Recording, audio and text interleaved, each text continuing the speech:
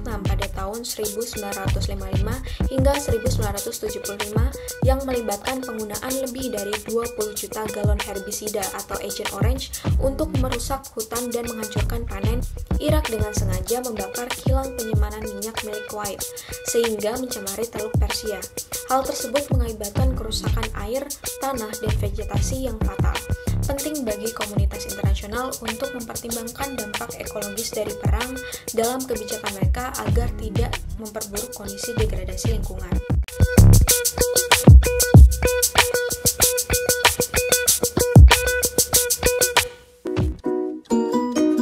Perkenalkan, saya Octavian Weningskar Jagat dengan NIM 174221057.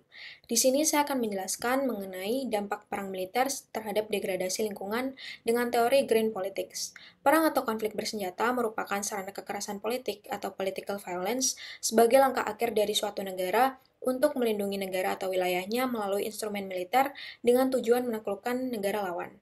Dampak konflik bersenjata secara umum yaitu meningkatkan emisi gas rumah kaca, pembukaan lahan hijau untuk lahan militer yang merusak ekosistem, pencemaran lingkungan yang diakibatkan oleh penggunaan senjata nuklir atau zat berbahaya, dan serangan yang menghancurkan banyak infrastruktur atau bangunan dan merusak lapisan lingkungan.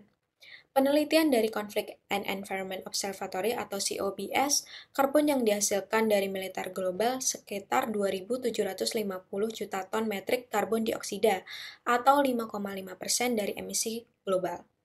Dalam studi Under the Radar, The Carbon Footprint of Europe's Military Sectors tahun 2021, mengungkapkan bahwa sebenarnya jejak karbon pada perang atau kekuatan militer bisa 5 hingga 8 kali lebih besar dari perhitungan yang ada.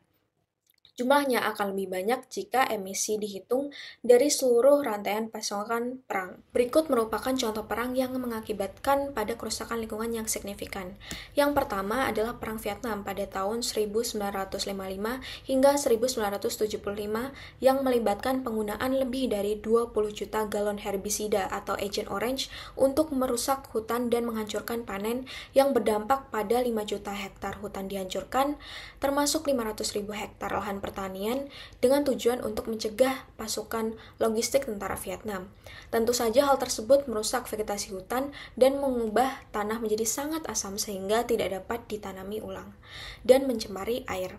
Kemudian Perang Teluk. Perang Teluk sendiri terjadi selama 3 kali, yaitu dari tahun 1980 hingga 2011.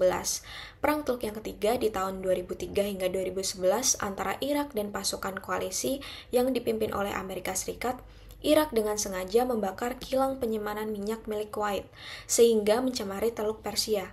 Hal tersebut mengakibatkan kerusakan air, tanah, dan vegetasi yang fatal. Dengan biaya pemulihan disinyalir sebesar 243 juta US dollar.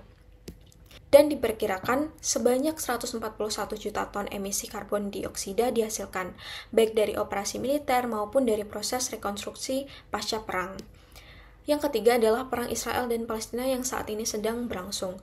Terdapat sebuah studi Social Science Research Network menunjukkan bahwa emisi dari 120 hari pertama perang di tahun 2023 melebihi emisi tahunan 26 negara dengan emisi yang dihasilkan oleh Israel sebesar 90% dan 10% dari penerbangan roket Hamas, produksi listrik Gaza, dan transportasi truk untuk mengirimkan bantuan kemanusiaan yang dibutuhkan oleh masyarakat di Gaza. Dengan populasi yang padat, wilayah Gaza sekarang dinilai suhunya meningkat 20% lebih cepat daripada suhu keseluruhan dunia. Dan melalui fenomena-fenomena tersebut, tidak ada kewajiban bagi militer untuk melaporkan atau bertanggung jawab atas emisi yang dihasilkan.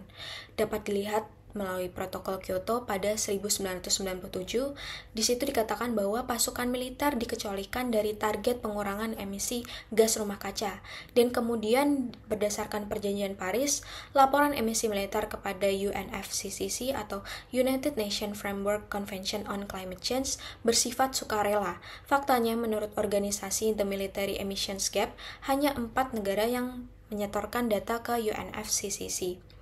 Layanan perubahan iklim menurut Copernicus di Uni Eropa 2024, yang pertama, rata-rata kenaikan suhu global itu sekarang sebesar 0,73 derajat Celcius dibandingkan tahun 2022 hingga 2024. Kemudian suhu laut sekarang mencapai 21,04 derajat Celcius.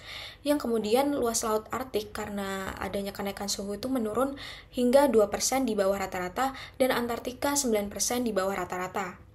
Menurut Derek Wall dalam The No-Nonsense Guide to Green Politics pada tahun 2010 menjelaskan bahwa green politik atau ekopolitik bertujuan untuk menumbuhkan masyarakat yang berkelanjutan secara ekologis, berakar pada lingkungan hidup, non-kekerasan, keadilan sosial, dan demokrasi akar rumput, di mana dipicu oleh adanya ketimpangan dan kerusakan alam akibat dari dinamika internasional. Green Politics memiliki tujuan untuk menciptakan masyarakat yang berkelanjutan secara ekologis. Melihat saat ini banyak lingkungan alam telah banyak mengalami degradasi, sehingga perlu untuk mempertimbangkan kelestarian demi kelangsungan hidup manusia baik di jangka sekarang maupun untuk generasi yang akan datang. Di luar dari bagaimana perang dilihat secara politik, masalah lingkungan merupakan masalah politik. Dan masalah tersebut termasuk dalam masalah global sehingga perlu perhatian secara global untuk menanganinya. Dalam hal ini, manusia bertindak secara politik dengan mempertimbangkan nilai untuk membuat keputusan politik. Teori Green Politics memberikan kerangka kerja untuk memahami bahwa konflik bersenjata dapat merusak ekosistem dan meningkatkan tantangan bagi keberlanjutan global. Untuk mencapai tujuan pembangunan berkelanjutan dan mengatasi krisis iklim, penting bagi komunitas internasional untuk mempertimbangkan dampak ekologis dari perang dalam kebijakan mereka agar tidak memperburuk kondisi degradasi lingkungan. Perlu adanya komitmen global untuk menjaga perdamaian atau melakukan preventive peacekeeping untuk membangun perdamaian keberlanjutan dalam mitigasi kerusakan lingkungan. Khususnya hal ini peran negara maju sangat penting karena negara maju memiliki efek yang besar dalam pengaruh sikap-sikap negara-negara berkembang dan negara-negara miskin. Komitmen global untuk merumuskan regulasi mengenai perlindungan lingkungan juga merupakan hal yang sangat penting untuk mengatasi akibat dari konflik internasional dan perlunya adanya regulasi untuk memulihkan lingkungan dan pembangunan wilayah terdampak perang dengan pendekatan ekologis. Tidak hanya mempertimbangkan pada aspek kemanusiaan, karena lingkungan juga merupakan tempat untuk bertumbuh dan untuk mempersiapkan generasi yang akan datang. Kemudian juga perlu adanya alternatif untuk merancang atribut militer dengan memanfaatkan sumber daya alam terbarukan, dengan juga meminimalisir penggunaan sumber daya tidak terbarukan untuk dieksploitasi dalam konflik. Sekian penjelasan dari saya, terima kasih.